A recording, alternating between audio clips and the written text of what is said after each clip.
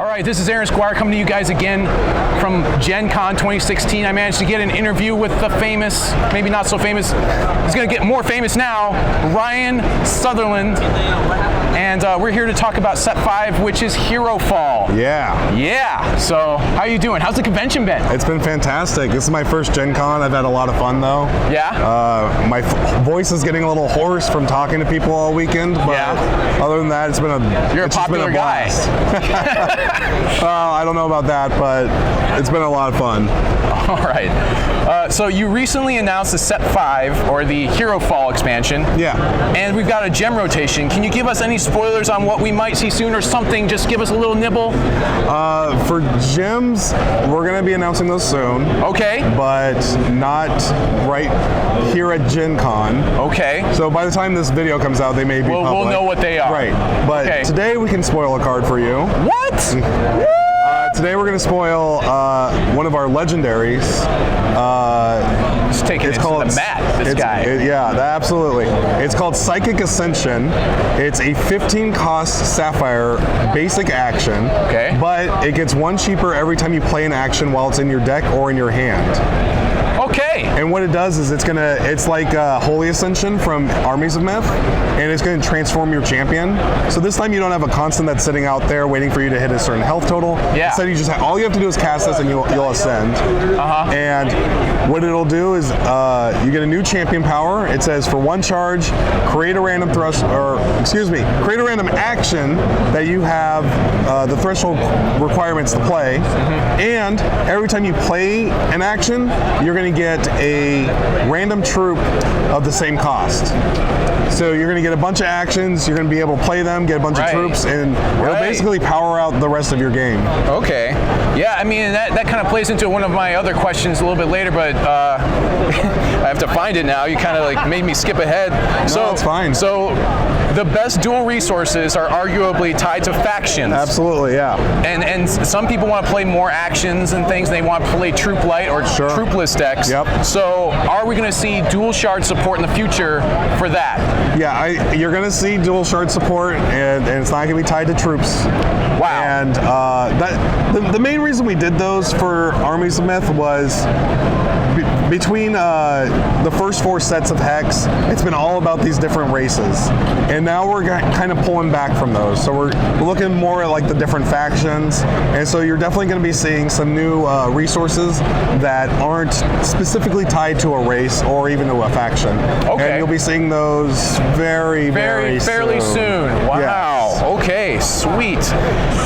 So let's see. A lot of people love the PvE content. Oh yeah, I do as well. What kind of things can we look forward to in the next release? Can you give us any nibbles on that? Can you give me just a tiny, something just tiny? It's still a little early to announce anything completely, but you know, we're gonna have the mercenaries. Oh, okay. Mercenaries this is why our next portion of campaign is just gonna be so much. It's taken us a while because we're putting so much into it. All those mercenaries that we've been giving out since the birth of Hex, really. It was on the Kickstarter. Oh yeah. We're having to finally implement, and we're trying to find the right execution for every single one of those. Yeah. We've had designs for all of them. However, as our game has grown and even the campaign has evolved, we've realized that sometimes what was right for what we originally imagined for campaign isn't quite right for where we have come for campaign. Right. So we had to evolve a lot of those mercenaries. Right. And so you'll be seeing those finally coming out when that launches. Sure. You see a few more dungeons. And we've seen that already with the Spectral Acorn, right? We've seen the changes that you've had to go through, and I think that everybody's happy with those changes. At least I am. Yeah. I love it. I love it now. I have something else I can give out to people every week. Exactly, yeah. It's great. Yeah. I love that little squirrel. He's great. Okay, one last question for you, and we have Eternal Dad from my Twitter feed. Sure. He said, will Constructed Ladder include both Immortal and Standard queues? So, again, this isn't an announcement of anything, but and we haven't figured out exactly how Immortal's going to fit into everything. Right. But the way that Ladder has worked well for us, if we look at the number of people that are looking into playing Immortal, and and we see that they're able to support their own ladder, then I definitely think that would be something that we would want to explore. Right, so it's really just going to depend on how many people we can get that are actually going to play, because every time as we create a new format, you divide up the player base. Exactly, and luckily, Hex keeps growing. Right. So as we're continuing to grow, we're able to actually split that player base a little bit, and so when Set 6 goes live and we're able to finally create that first new format, I think we will be large enough that we're going to be able to make those steps. However, it's something that we need to investigate more as we lead up to that. All right. Well, not to put you too much on the spot, but what's your favorite memory from this GenCon, your very first GenCon?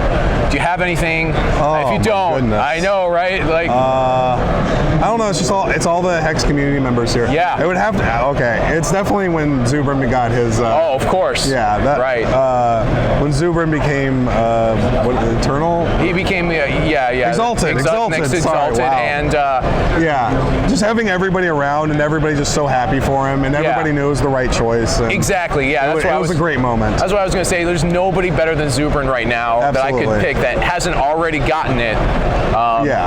To give it to. That was a great choice. Completely agree. And it was fantastic to see it. I walked in on Tyler James while he was working on the artwork, and that's how I found out about it. So I just walked in. That's a great story. And he's like, "Look who I'm working on." I'm like, "Oh, that's awesome! I can't wait." And he's not here today, but he promised me that I would take video of it. So when I get back, I gotta give that video to him so he can see that. All right. Well, basically that's all we've got right now. Again, make sure to follow the show. Go over to 5 Shards. Check that content out. Hex just keeps growing, keeps getting better. Until next time, this is Aaron Squire signing off, saying God bless your families. Trying to reach too much out there.